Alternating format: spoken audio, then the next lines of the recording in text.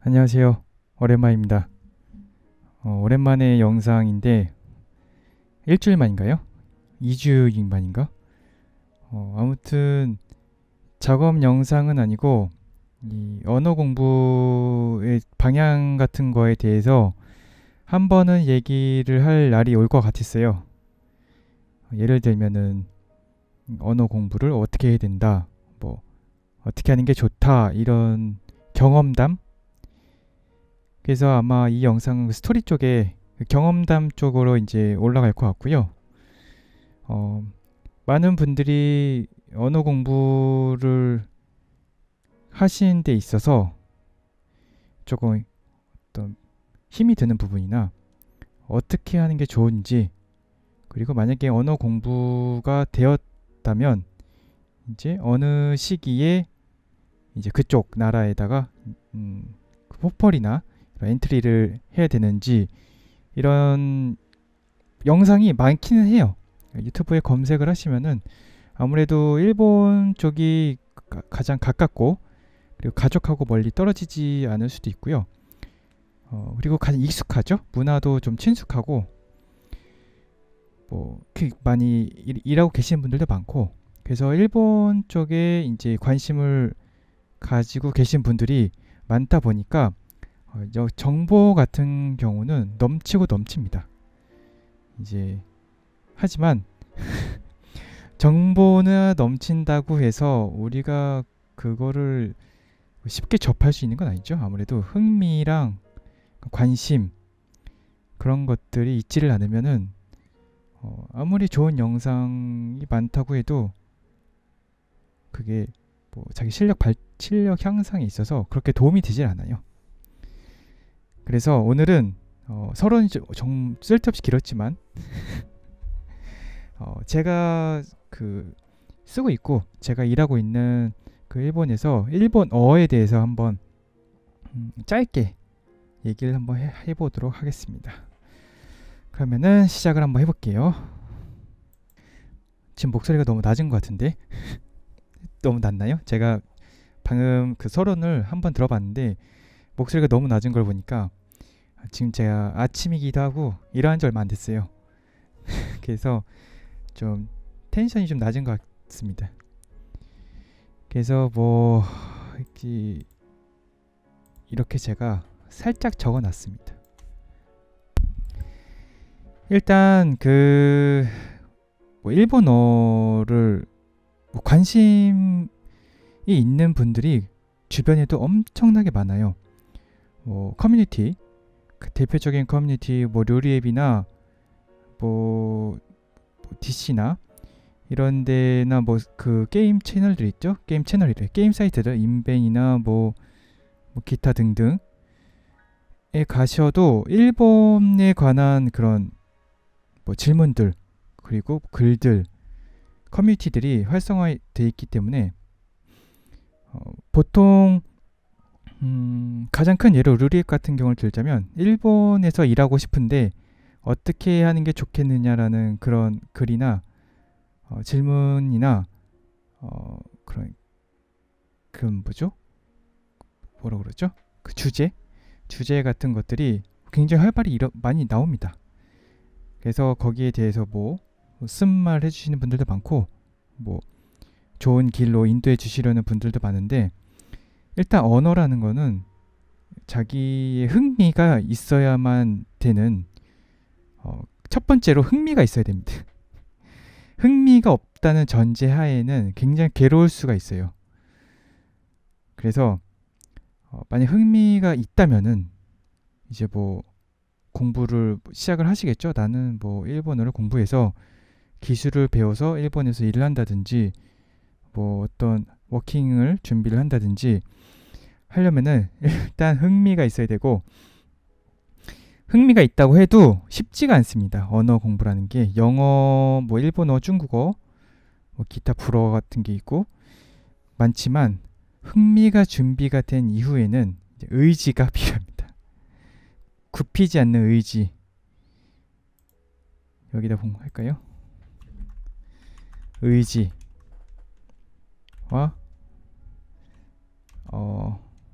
끈기.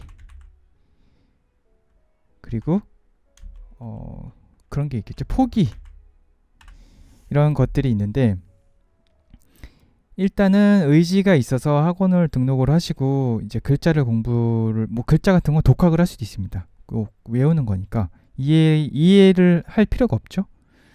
글자를 공부를 하고 그 다음에 이제 단어 공부를 하겠죠. 뭐 가장 큰 예로 일본어로 하면은 뭐 사랑은 뭐 아이고, 그런 단어, 한국어는 일본어로 어떤 단어다, 이런 것들을 뭐 공부를 하시면서 이제 좀 문법, 이제 그 어순 같은 경우는 한국어랑 일본어랑 똑같기 때문에 여기에서 많이 그 재미를 느끼십니다.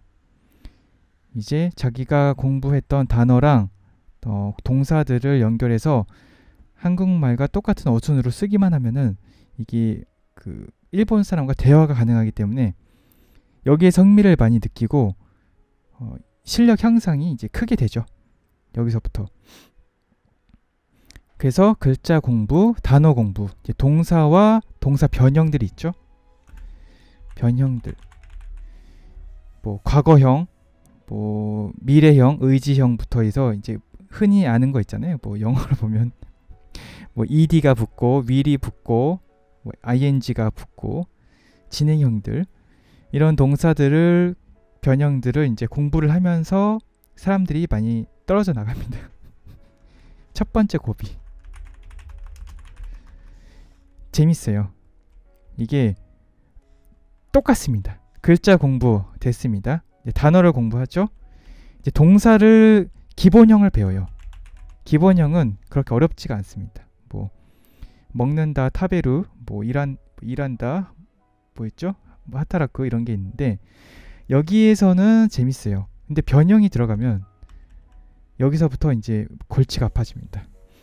어떨 때는 뭐 과거형이고 미래형이고 진행형이고 뭐 의지형, 그런 것들이 공부를 하다가 사람들이 많이 포기를 해요. 그 다음에 여기를 어떻게든 넘겼다, 그러면 이제 한자가 나옵니다. 한자라는 게 이 병사나 단어에도 한자가 기본적으로 내재가 돼 있거든요.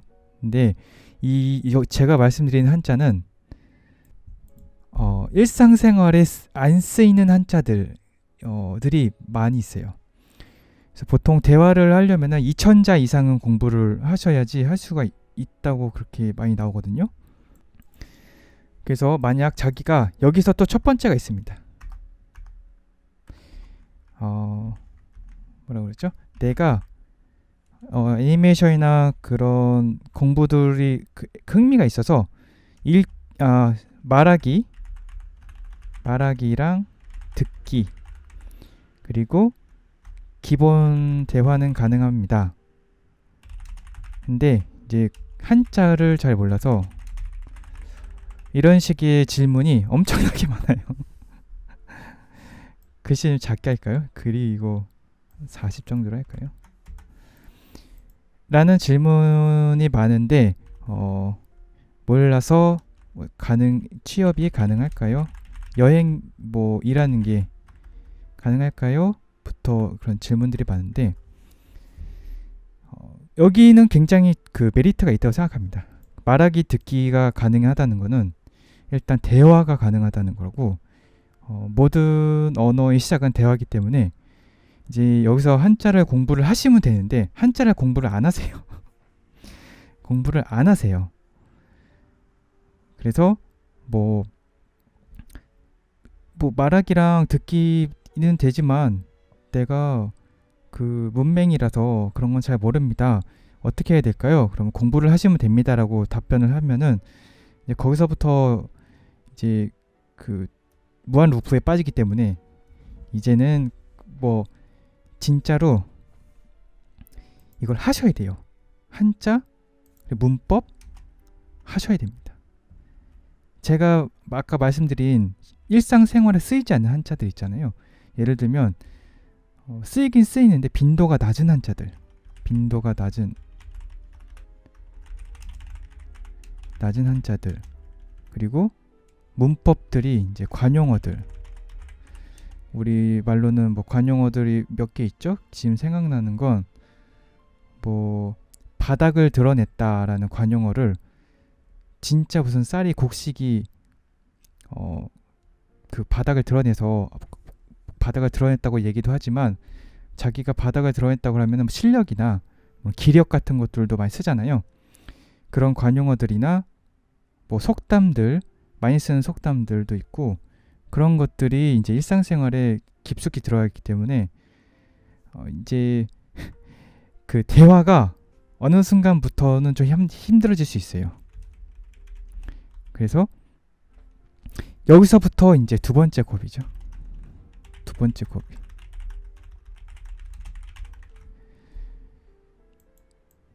칠까요? 여기 색깔이 빨간색으로 합시다.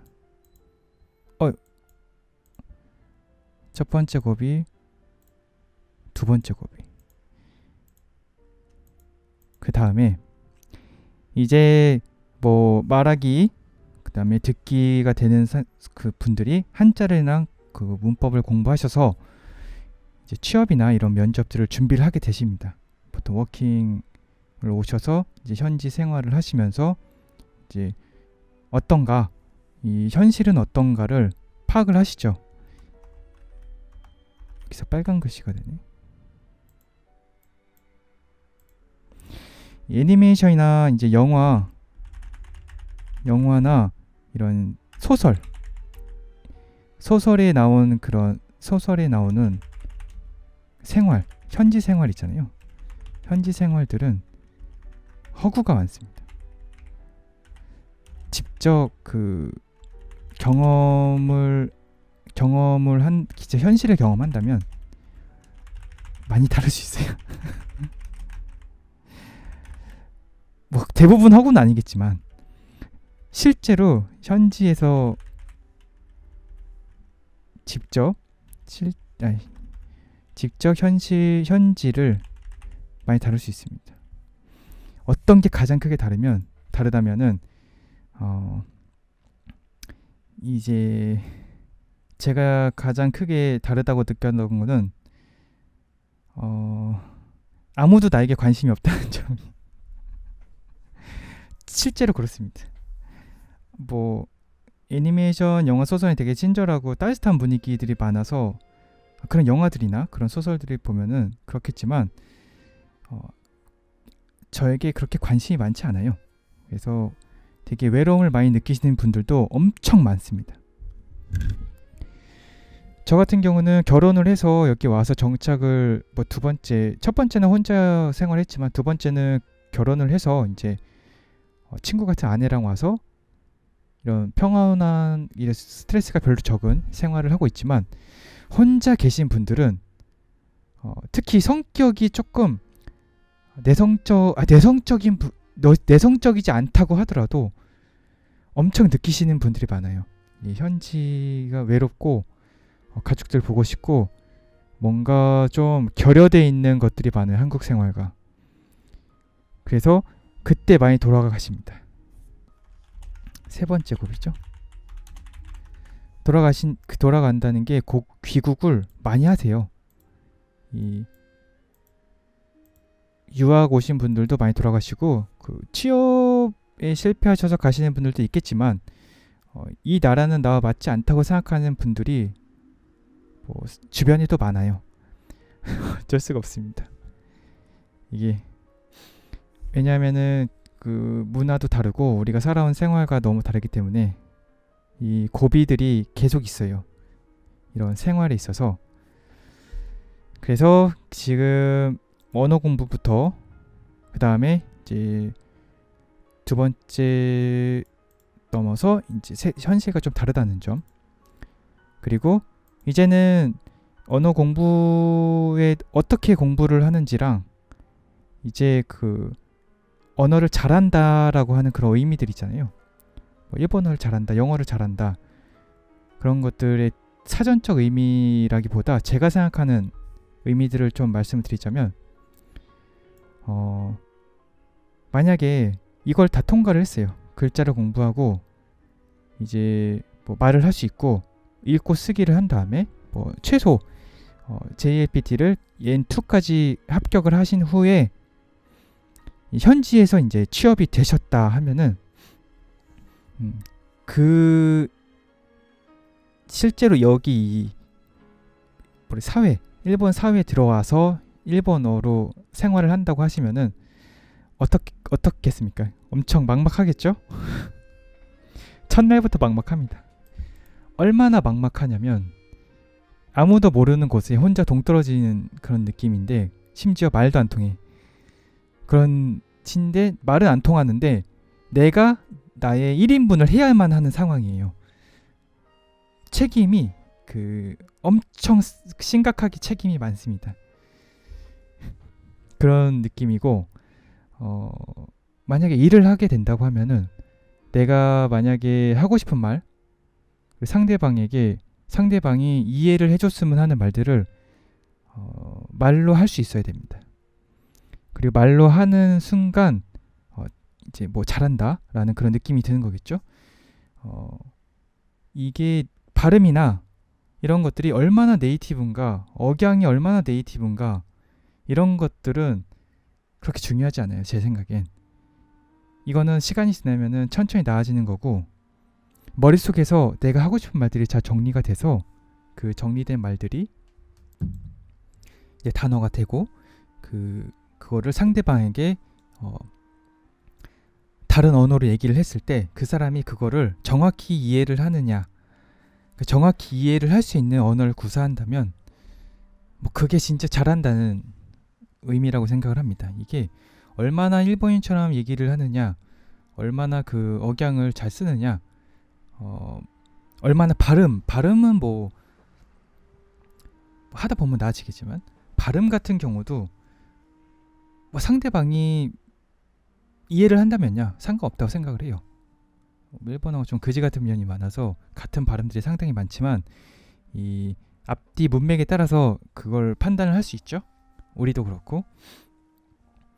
그래서 발음이 안 좋다거나 그런 것들은 딱히 신경을 안 쓰셔도 될 것 같아요. 처음에. 근데 하다 보면 나아지는 것들도 있고, 한국인이 발음하기 힘든 것들도 많습니다. 그래서 뭐 진짜로 내가 하고 싶은 말,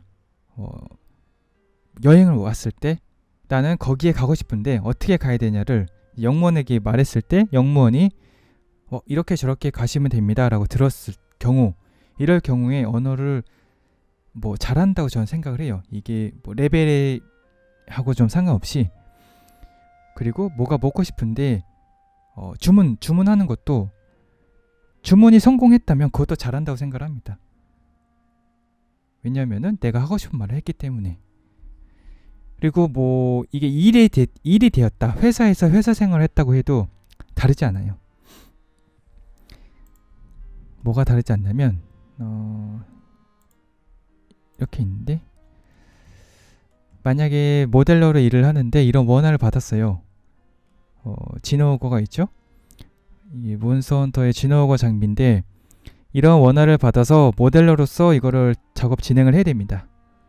근데 궁금한 게 좀 있어요. 내가 여기는 털인데 이게 무슨 털인지, 어떤 털인지, 실제 머리카락처럼 만들어야 되는지, 동물 털인지, 뭐 그런 것부터.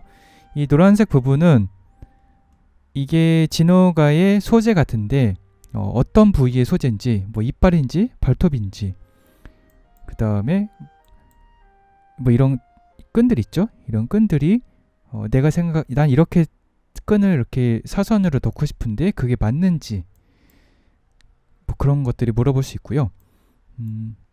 궁금한 게 많죠. 어떤 소재인지, 이게 가죽인지 철인지. 여기는 철이잖아요. 근데 이게 가죽일 수도 있습니다.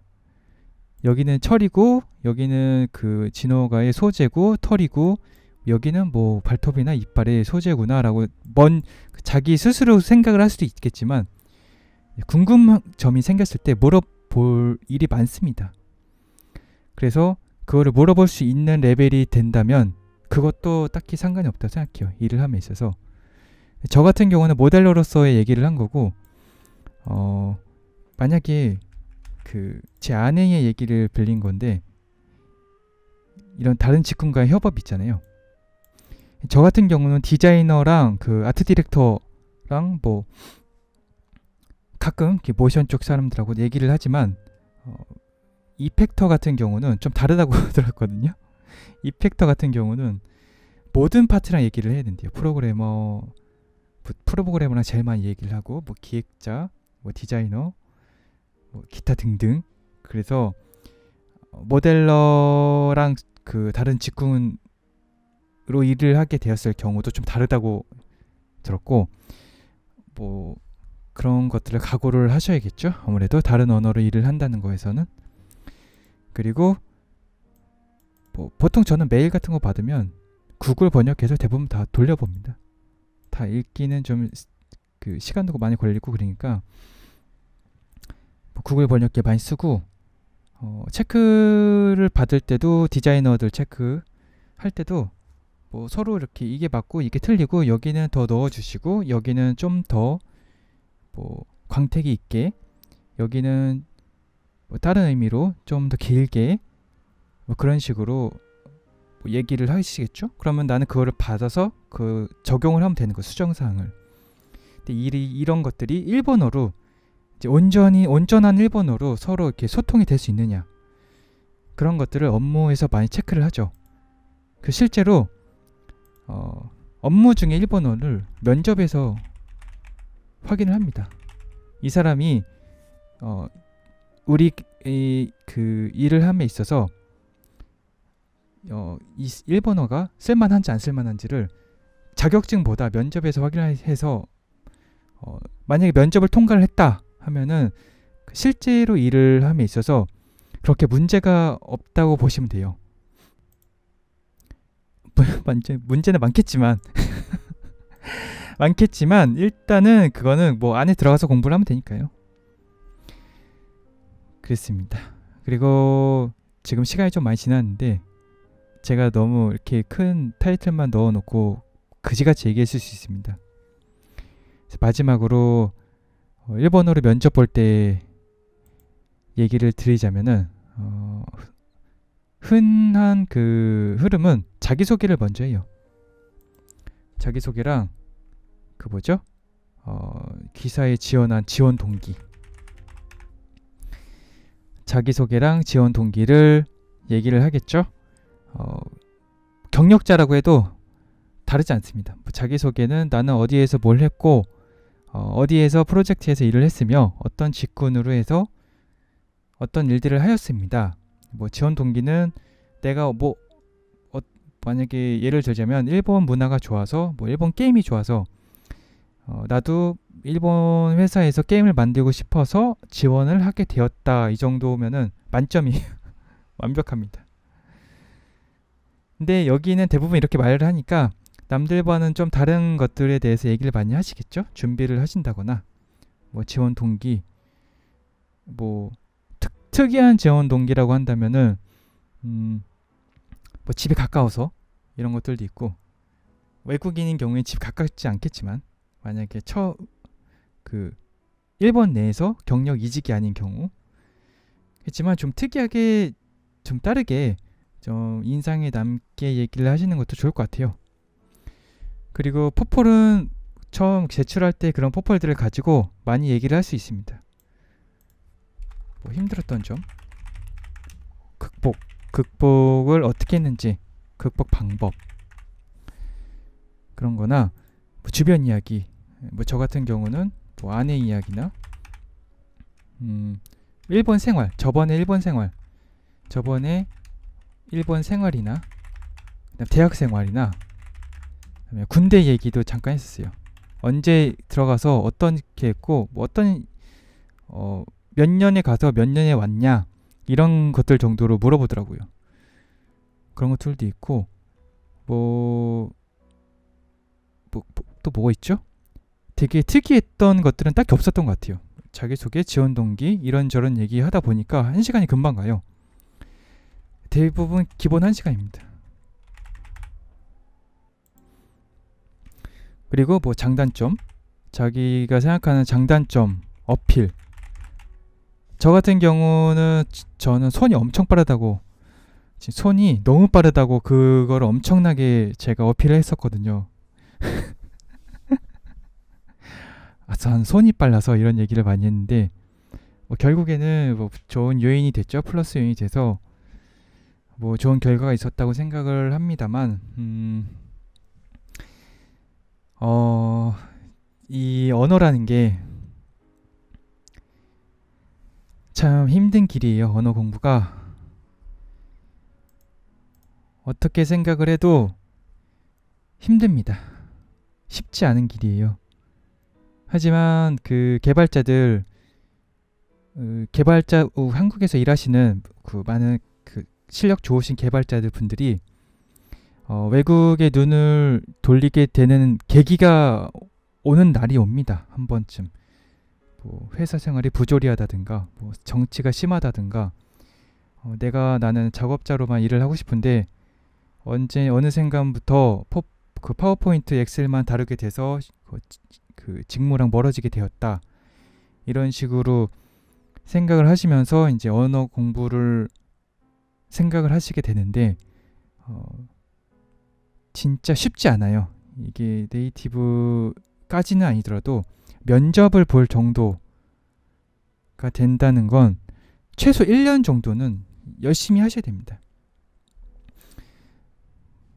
뭐 처음에 학원에 등록해서부터 그 다음에 뭐 회화학원을 다닌다든가 아니면은 일본어로 된 텍스트를 읽는다든가 뭐 드라마를 뭐 자막 없이 본다든가 자막 있이 본다든가 그런 것들 그리고 NHK를 아침 밤마다 들으면서 잔다거나 그리고 면접 그 모의 면접을 해서 내가 일본어로 그걸 공부를 한다든가 수도 없는 시행착오와 그런 것들이 많이 필요합니다.